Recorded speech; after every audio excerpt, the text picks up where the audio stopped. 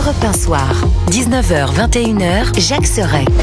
Bonsoir Yves Tréhard. Bonsoir Jacques, bonsoir à tous. Directeur adjoint de la rédaction du Figaro. Bonsoir Jules Torres. Bonsoir Jacques, bonsoir à tous. Journaliste politique au Journal du Dimanche. Vous avez tous les deux écouté avec attention cet entretien avec le grand rabbin de France.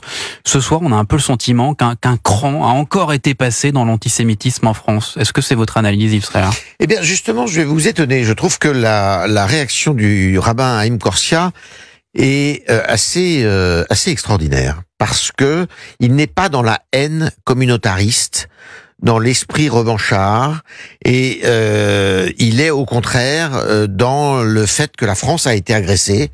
Il dit, bon là, cette fois c'est une synagogue, mais ça a été une église, ça peut être un temple, ça peut être une institution. Et les policiers étaient également visés ce matin. Et il rend hommage aux policiers. Et je trouve qu'il est, son ton est à l'apaisement, justement. Il est au fait que, il faut prendre le taureau par les cornes, c'est sûr. Mais en rendant hommage aux forces de l'ordre et aux pompiers, il rend hommage à l'autorité, justement. Et je trouve que c'est assez rare quand une communauté est attaquée dans notre pays, une minorité même, puisque c'est le cas, c'est plus que le cas même, réagissent comme ça. Et je trouve que Haïm Corsia, que je connais bien, qui est un homme de raison, tout en étant un homme de passion aussi, a exactement le ton juste, me semble-t-il. Alors effectivement, et il devrait, d'ailleurs, il aurait pu dire, mais il est sous OQTF, cet homme était sous OQTF, tout ça. Justement, des raisons qui poussent à être en colère. Parce que ça, on peut s'indigner là-dessus, ça c'est sûr. Mais il a passé son temps à autre chose, en tous les cas, dans la réaction. Et justement, ce profil de l'assaillant qui interroge ce soir, on a eu des précisions avec le ministre de l'Intérieur, Gérald Darmanin, s'est rendu sur place et il a livré ses précisions concernant le profil de l'assaillant. Nous avons refusé son titre de séjour pour étranger malade. Nous lui avons signifié un arrêté de reconduite à la frontière qu'on appelle un départ volontaire. La personne a 1 mois pour partir. Il n'était connu ni des services de police, ni des services de justice, ni des services de radicalisation. Je ne peux pas prendre un arrêt de reconduite forcé, mais je demande à ce que les préfets prennent un arrêt de reconduite volontaire. Il a 1 mois pour repartir. Souvent d'ailleurs, une partie de ces personnes repartent. Il a fait un recours contre cet arrêté. C'est fin janvier dernier, on lui a dit non à son recours, qui a été un non évoqué par le tribunal administratif, donnant raison au ministère de l'Intérieur. Il a donc été inscrit depuis quelques semaines dans le fichier des personnes recherchées.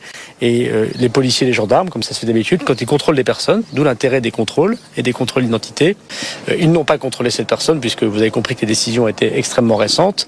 Et donc, de ce point de vue, le ministère de l'Intérieur n'a rien à se reprocher. Jules Torres, ça laisse l'impression d'un terrible, éternel recommencement, comme si l'État était impuissant. Toute la défaillance de ce système et l'aplomb avec lequel Gérald Darmanin énonce ces dates, moi, me sidère un petit peu. C'est-à-dire qu'on a en effet une OQTF qui est délivrée en 2023. Il a 1 mois pour partir, ce monsieur. Il fait un recours auprès du tribunal administratif qui casse en janvier dernier ce recours.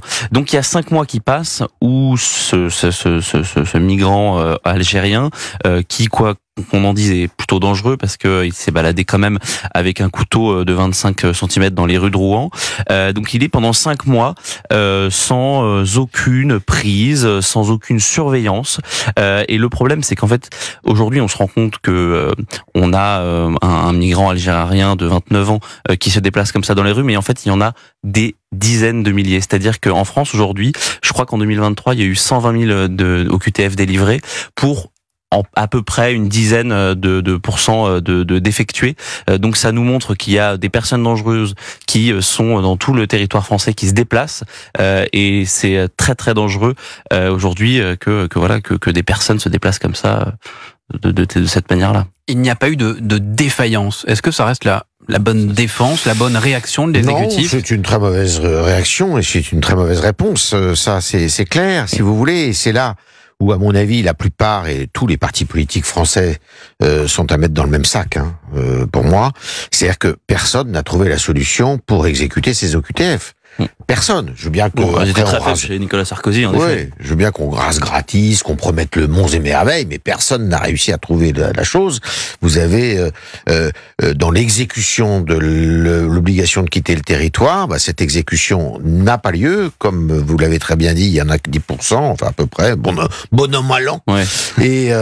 Et c'est un drame absolu, quoi. C'est un drame absolu. Alors d'autres pays des voisins sont plus performants que nous, comme l'Allemagne, je crois, qui arrive à en expulser, enfin à en reconduire le double par rapport à nous. C'est Mais déjà ça. c'est vraiment l'angle mort, et c'est ce que l'opinion ne comprend pas, parce que tout le monde en parle, tout le monde le déplore, tout le monde s'indigne, mais personne, mais on voit pas de résultat, on voit pas d'évolution. C'est cette question, par exemple, du mois Jules Torres. de délai entre le moment où elle est prononcée et au moment où vous devez partir de manière volontaire. Ça, c'est quelque chose qui, à mon avis, n'est pas compris par les Français. C'est-à-dire que on vous dit que vous ne pouvez pas être sur le territoire, et puis on vous laisse faire vos valises tranquillement. C'est pas possible. Et encore plus quand c'est des personnes qui peuvent être comment dire, dangereuses. Là, en effet, Gérald Darmanin, il dit que il n'était ni connu des services, ni connu de police, ni des renseignements.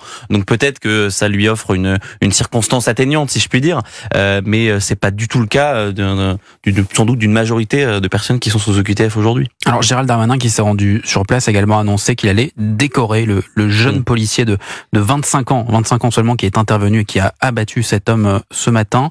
C'est la bonne réaction, Yves Tréhard? Oui, bah ça c'est bien. Et bon, alors j'ai vu que on a entendu qu'Aim Corsia s'étonnait qu'il soit mis en garde à vue. C'est toujours comme Bon, ça. c'est malheureusement la procédure. Alors il y a garde à vue. Est-ce qu'il est en garde à Il vue? trouve que cette procédure n'est pas justifiée. Oui, mais s'il est mis au trou, effectivement, pendant 24 heures, c'est sûr que ça, c'est pas bien. Mais s'il est entendu immédiatement et que c'est la procédure, il faut que ça passe par une garde à vue. C'est les conditions de la garde à vue qui mais sont en fait, importantes. ça participe. Souvenez-vous, Yves, la semaine dernière, on était ici et on commentait l'attaque dans le commissariat du 13e arrondissement. Ouais. Et on se demandait pourquoi aujourd'hui il y avait une sorte de déclin de l'autorité chez les policiers. Certes, il y avait ce problème de formation-là, mais on disait que, par exemple, un policier aujourd'hui, il a peur de sortir son arme parce que il est confronté ensuite à de la paperasse administrative, à, par exemple, en effet là, une garde à vue. Et je pense que ça participe au déclin de l'autorité générale dans le pays aujourd'hui. Bon, Europe 1 Soir, il est 19h38, on est ensemble jusqu'à 21h. On revient sur cette attaque antisémite survenue ce matin à la synagogue de Rouen, mais on a aussi le sentiment dans toute cette séquence entre ce qui s'est passé à Incarville avec le meurtre de 2 agents pénitentiaires et l'évasion de Mohamed Amra, la crise en Nouvelle-Calédonie, on y viendra plus tard, et là, cette synagogue incendiée, on a un peu le sentiment que le sol se dérobe sous les pieds de l'exécutif cette semaine à voilà, on est à presque 4 semaines des européennes. Est-ce que c'est l'analyse que vous faites, Yves Tréhard du Figaro? Non, j'éviterais de mettre de l'huile sur le feu et de faire des amalgames, si vous voulez. Il y a une situation en Nouvelle-Calédonie qui a été très très mal gérée par le pouvoir exécutif, qui aurait pu éviter cela. Là, il est vraiment fautif, si vous voulez. Je pense que la Nouvelle-Calédonie, c'est un sujet et un dossier qu'il faut traiter avec beaucoup de doigté. On en a l'expérience en France, et ce pouvoir-là exécutif en a l'expérience, puisqu'il faut le savoir, Édouard Philippe, qui a été le premier ministre du président de la République actuelle, a géré cette affaire avec beaucoup de sérieux. Et il a tiré la sonnette d'alarme. Le Cornu, le ministre aujourd'hui des armées, a été ministre Mais globalement, pour revenir sur cette semaine, mais on est à 4 semaines des européennes. C'est à nous aussi de mettre en perspective. C'est à nous aussi de mettre en perspective. Pas tout mélanger, si vous voulez. Mais il y a une accumulation de faits. Je sais pas si. Non, mais c'est vrai que quand les gens regardent, c'est ce qu'on disait un petit peu sur Darmanin, la réponse un petit peu sidérante de Darmanin, qui, en gros, dit sans le dire, c'est pas notre faute, l'État a fait son travail. C'est ce que Éric Dupond-Moretti a dit en pleurant à chaudes larmes. Alors évidemment, je pense qu'il était sincère quand il a appris la mort des 2 policiers dans l'attaque du fourgon pénitentiaire. Mais en fait, un ministre de la Justice, il est pas là pour pleurer quand il y a un tel drame. Il est là pour prendre des mesures, il est là pour protéger ses agents, il n'est pas là pour pleurer. Et en effet, on a aussi ce cas-là sur l'exécutif qui, pendant quelques jours, là, on savait pas si c'était Emmanuel Macron qui allait reprendre le sujet, si c'était Gabriel Attal ou si c'était Darmanin. Darmanin, là, par exemple, il a complètement sorti de l'actualité. C'est Gabriel Attal qui gère la question de la Nouvelle-Calédonie, alors que le ministre des Outre-mer, c'est quand même Gérald Darmanin.